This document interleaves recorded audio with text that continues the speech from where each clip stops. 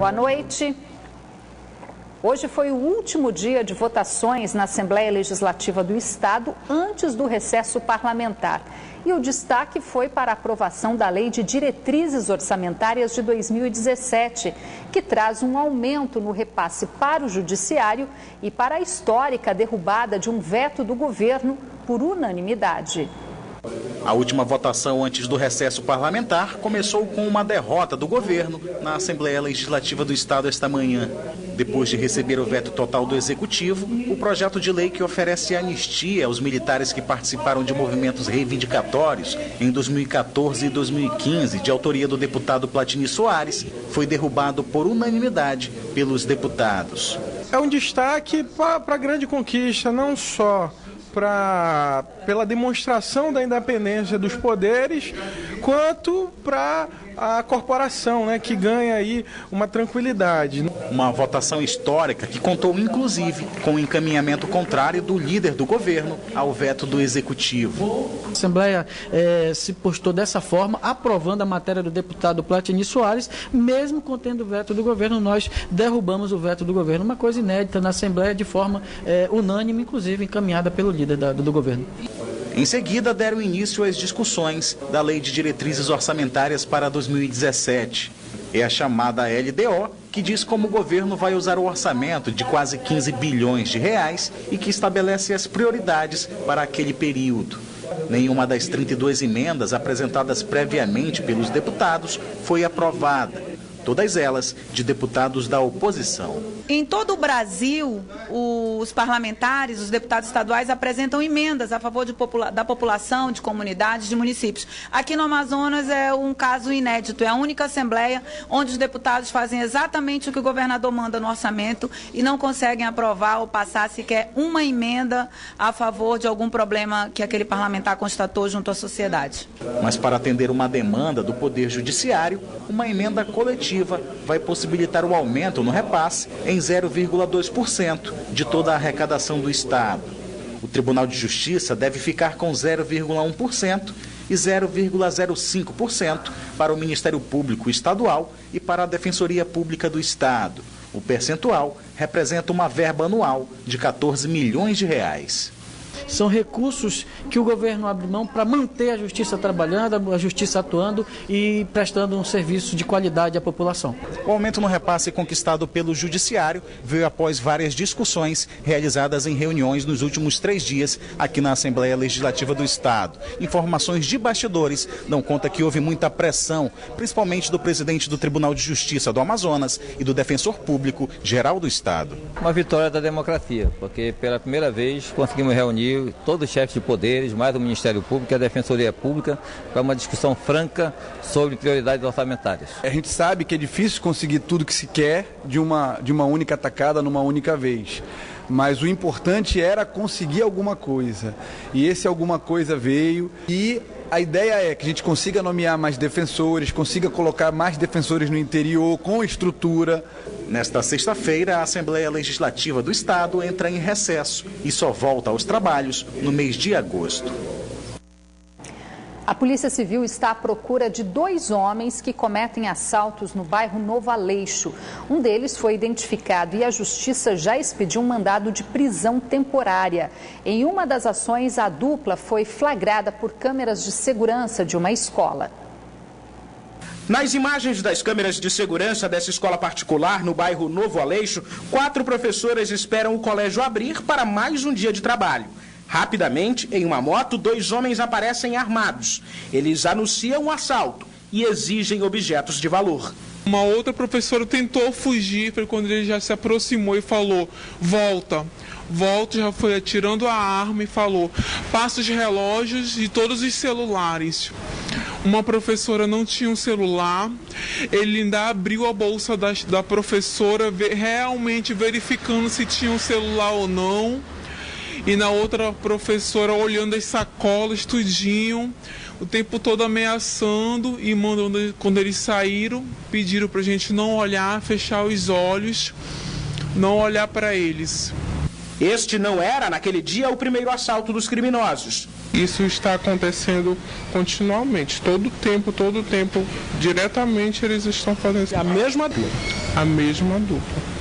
Na imagem foi possível identificar o que está na garupa da moto. A delegada responsável pelo caso prefere não revelar o nome dele, mas afirma que as investigações estão avançadas. Através das imagens, as vítimas compareceram à delegacia, efetuaram o reconhecimento e, com base nesse reconhecimento, já solicitei à Justiça a prisão temporária do mesmo.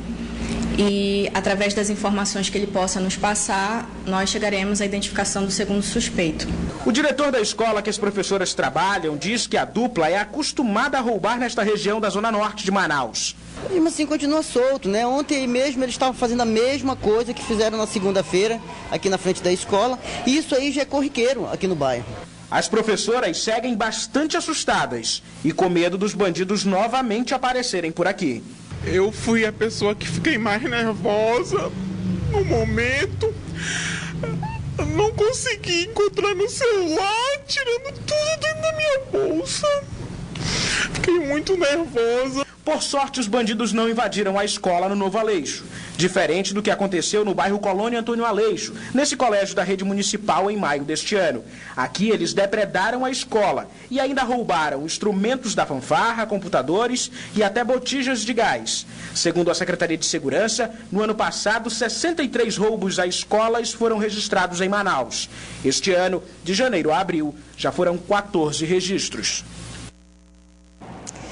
10 pessoas, entre elas uma mulher, foram presas na manhã de hoje durante uma nova fase da Operação Resposta da Secretaria de Segurança Pública do Estado. Alguns dos suspeitos tinham mandados de prisão em aberto. Todos foram detidos em bairros da Zona Sul de Manaus por envolvimento com o tráfico de drogas e roubo. As investigações começaram há 20 dias após denúncias de moradores. Drogas, dinheiro e celulares também foram apreendidos. 2 irmãos foram presos na capital acusados de homicídio que, segundo a Polícia Civil, teve motivação homofóbica. E um homem também foi preso, acusado de participação no latrocínio de um advogado, ocorrido no último fim de semana em Manaus.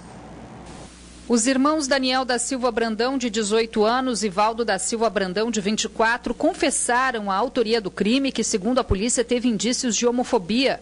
Alegando suposto assédio sexual, eles agrediram a pauladas até a morte o auxiliar de panificação João Isaac Ismael da Silva, de 26 anos. A vítima, que era homossexual, foi assassinada na zona norte de Manaus em junho deste ano. Os 2 foram indiciados por homicídio qualificado e encaminhados à cadeia pública. Esta manhã, a polícia também apresentou o Jonatas dos Santos Fonseca, de 27 anos, preso acusado de envolvimento na morte de um advogado de 87 anos durante um assalto à casa da vítima no último sábado. De acordo com a polícia, o mentor do crime segue foragido. Os suspeitos, que já tinham sido clientes da vítima, não tiveram dificuldade em entrar na casa para executar o crime. Eles fugiram levando dinheiro e pertences do advogado, que foi enforcado. Jonatas foi indiciado por latrocínio, roubo seguido de morte e também encaminhado à cadeia pública. Mais um suposto artefato explosivo foi encontrado na tarde de hoje, desta vez no conjunto Lula, no bairro Colônia Antônio Aleixo, na zona leste da capital. De acordo com a Polícia Militar, o material, aparentemente rojões embrulhados com um relógio, foi encontrado por um morador em uma parada de ônibus. Segundo a denúncia anônima, o artefato teria sido deixado por uma caminhonete. A área foi isolada e o grupamento antibombas da Polícia Militar foi acionado. A ocorrência ainda está em andamento. A produção de motocicletas registrou queda de 33% no primeiro semestre deste ano, segundo o balanço divulgado hoje pela Associação das Fabricantes. A principal justificativa é que as concessionárias ainda estão queimando o estoque antes de fazer novos pedidos nas fábricas. E um tímido aumento nas vendas começou a ser sentido nas lojas. Motos que estavam no estoque da loja estão ganhando espaço no showroom. É que aos poucos, bem lentamente, as concessionárias estão conseguindo vender o que estava parado na loja. Mês passado foi um mês bom. Tivemos um aumento na produtividade de consórcio, na venda de CDC, na venda à vista. Já esse mês nós estamos buscando a mesma linearidade. Nos últimos meses, de forma bem tímida, as vendas de motocicletas nas concessionárias começaram a melhorar. Mas não é por conta dos bancos que estão facilitando os financiamentos, não. É porque muita gente que tem vindo aqui tem vindo com o dinheiro em mãos para comprar à vista. Normalmente isso, pessoas que precisam do bem para benefício próprio e para trabalhar. Mas este reflexo das vendas no varejo não impacta imediatamente as indústrias. No primeiro semestre deste ano, a Associação Brasileira dos Fabricantes de Motocicletas e Similares percebeu que as vendas à vista caíram em mais de 30%. Porém, ainda foi nesta modalidade que mais se vendeu de janeiro a junho de 2016. Restrição de crédito, inadimplência, desemprego e a instabilidade política no país agravaram ainda mais a crise no polo de duas rodas. De janeiro a junho deste ano, o recuo na produção de motos chegou a 33%. A estabilidade política e, consequentemente, a econômica, adotar medidas que façam que o nosso país volte a crescer. E, certamente, isso acontecendo, a gente vai pegar carona nessa onda e voltar a crescer novamente. E se foram produzidas no primeiro semestre de 2016 233 mil motos a menos que o igual período do ano passado, o quadro de funcionários também reduziu no polo de duas rodas. A maior fabricante de motocicletas do polo industrial de Manaus diz que já demitiu o que tinha de demitir. Agora é hora de pensar em crescimento. Então, logo acabe essa crise política, volte ao nível de confiança. E voltando ao nível de confiança do país, não tenho dúvida que começa a haver uma gradual melhoria na parte do consumo. Até a produção de bicicletas, que no ano passado cresceu, nos primeiros 6 meses deste ano caiu 14%. E isto se dá, segundo o Abraciclo, pela perda do poder de compras dos brasileiros e a entrada de bicicletas chinesas no Brasil. Até porque as condições de produção asiáticas que gera esse produto que chega à América do Sul são diferentes das condições que nós temos no próprio Brasil. Entre tantos números ruins, um problema interno na Argentina, país que mais exporta motocicletas para países da América Latina, privilegiou as indústrias do Amazonas. Nos primeiros 6 meses do ano, saíram de Manaus 12 mil motos, a mais que no mesmo período de 2015. Um aumento na exportação de mais de 70%. É porque a base de comparação do primeiro semestre de 2015 das exportações não é o mais apropriado, porque justamente aquele período foi o período em que nós sofremos fortes restrições do mercado argentino. Que foi decorrente do controle das dívidas externas deles. Tudo isso fez com que nós tivéssemos uma queda muito forte, das exportações no primeiro semestre de 2015. Apesar de toda a crise no polo de duas rodas, a Abraciclo espera fechar o ano de 2016 com 1.090.000 unidades de motocicletas. É claro, são 172 mil unidades a menos que durante todo o ano de 2015. Os empresários ainda garantiram que Manaus continua tendo um cenário favorável para manter as indústrias em operação por aqui. Tomou posse esta manhã o novo Procurador-Geral do Ministério Público de Contas do Estado. Carlos Alberto Souza de Almeida foi escolhido pelo governador José Mello e chega ao cargo pela 3ª vez. A cerimônia de posse de Carlos Alberto Souza de Almeida foi realizada no auditório do Tribunal de Contas do Estado e contou com a presença de autoridades e personalidades do Amazonas. Carlos Alberto assume a vaga deixada por Roberto Cristianan, que comandou o Ministério Público de Contas nos últimos 2 anos. Dono de outros 2 mandatos entre os anos de 2010 e 2014, Carlos volta ao cargo e deve se manter até 2018. A escolha foi realizada no mês de maio pelo governador José Mello, que recebeu uma lista com 10 nomes. Carlos Alberto Almeida é um dos grandes entusiastas da Lei da Transparência e da Lei de Acesso à Informação. Agora é hora de conferir a previsão do tempo para amanhã aqui na capital e também em algumas cidades do interior. Em Manaus, o tempo fica nublado a parcialmente nublado e a previsão de pancadas de chuva. As temperaturas variam entre 24 e 34 graus. Em Fonte Boa, o tempo fica encoberto e também pode chover fraco. Mínima de 24 e a máxima não passa dos 29 graus. Em Manicoré, a previsão é de muitas nuvens e as temperaturas variam entre 25 e 33 graus. Mesma previsão para Barcelos, onde as temperaturas variam entre 25 e 29 graus. O Ministério da Educação já divulgou a relação dos candidatos participantes da lista de espera do ProUni, programa do governo federal que este ano ofereceu 125 mil bolsas de estudos em universidades particulares de todo o país. Os selecionados para o segundo semestre devem comparecer às unidades de ensino para comprovar as informações a partir de segunda-feira. Mas quem ficou de fora ainda pode contar com outros programas oferecidos pelas próprias universidades privadas, com descontos de até 75% no valor total dos cursos. E em Manaus, a maioria delas está com as inscrições abertas. Fazer um curso superior e conquistar o tão sonhado diploma é o objetivo de muita gente. E se o destino não for uma universidade pública, o jeito é encarar uma faculdade particular.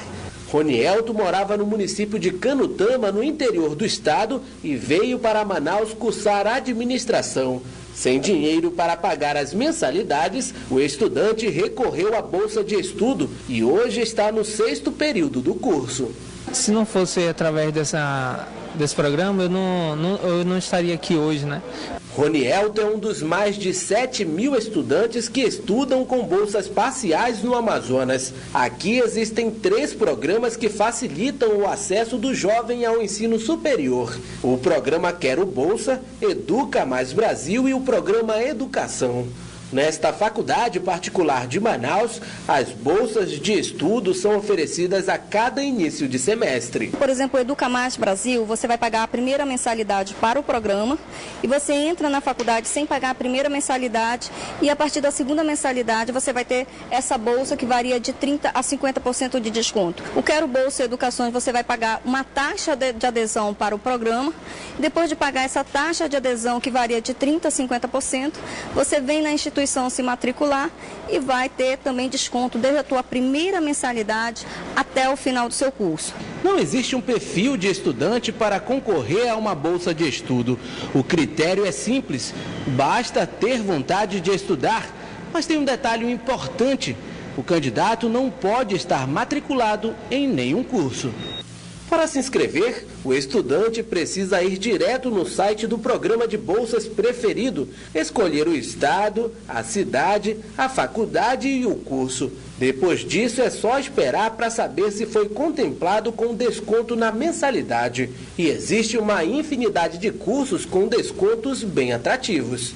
Na verdade, para um curso de 5 anos, ele se forma em 5 anos, mas acaba pagando em 10 anos, né? Com um juro bastante subsidiado. Portanto, é uma oportunidade também para aqueles que não têm outra possibilidade de acesso a descontos ou bolsas.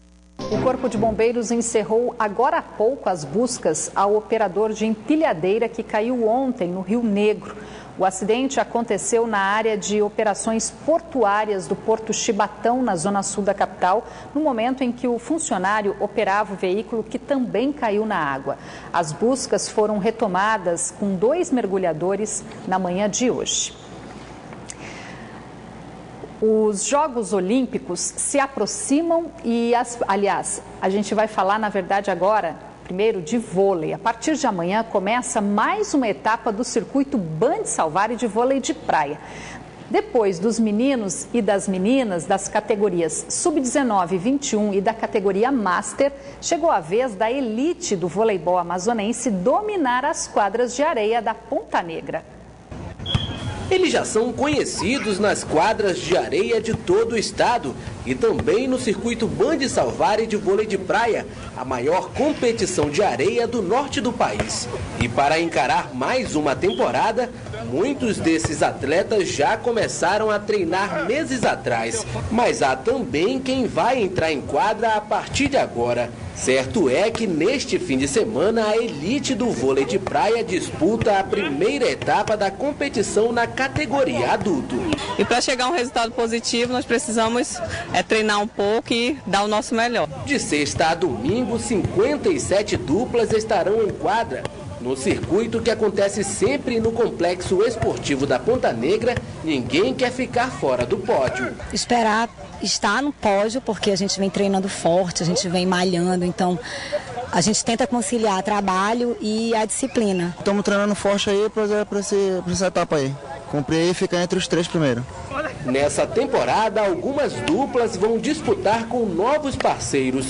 Mudança que para os jogadores vai trazer mais dinamismo ao torneio. Sempre vai ter aquela rivalidade, né? Quando a gente começa a se separar, a gente se encontra no circuito e a gente quer porque quer ganhar do outro. Então, aumenta ainda mais a vontade de ganhar um do outro dentro da competição. Embora seja todo mundo amigo, né? A gente sempre quer estar no pódio, a gente sempre quer ganhar. No último treino realizado essa semana, já deu para sentir um pouco do vôlei profissional. As duplas trabalham fundamentos diferentes, mas nem tudo é revelado. Na maioria das vezes, os jogadores deixam uma surpresa para o dia dos duelos. E os Jogos Olímpicos se aproximam e as primeiras seleções já começam a chegar a Manaus no fim deste mês. Diferente da Copa do Mundo, na Olimpíada os jogadores ficarão concentrados no mesmo hotel aqui na cidade, onde os quartos já estão sendo preparados especialmente para os atletas.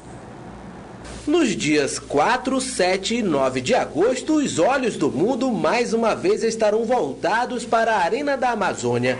8 seleções mundiais que vão participar das Olimpíadas no Brasil também passam pela capital amazonense, uma das sedes do Torneio Olímpico de Futebol. As delegações vão ficar hospedadas neste resort 5 estrelas, um dos hotéis mais luxuosos de Manaus. Os jogadores serão divididos em 3 alas com 150 apartamentos como este. O quarto possui 10 metros quadrados com guarda-roupas, 2 camas e um banheiro privativo.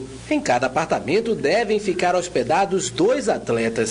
Daqui eles vão poder ter o contato direto com a natureza, basta abrir a janela.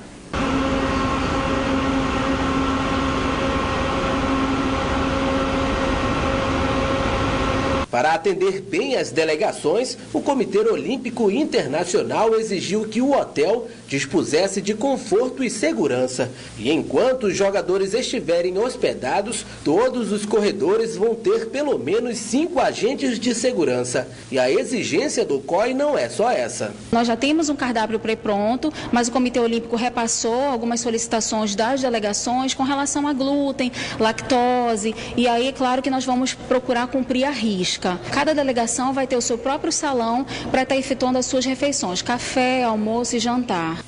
As primeiras seleções já devem chegar no final do mês e os jogadores não podem deixar de curtir as belezas naturais daqui.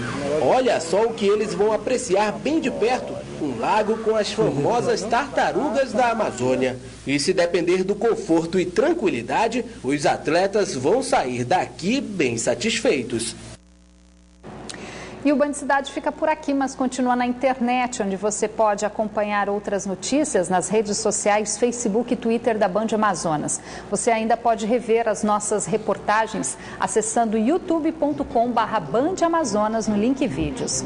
Você fica agora com as notícias do Jornal da Band. Boa noite, obrigada pela companhia. A gente volta a se encontrar amanhã. Até lá!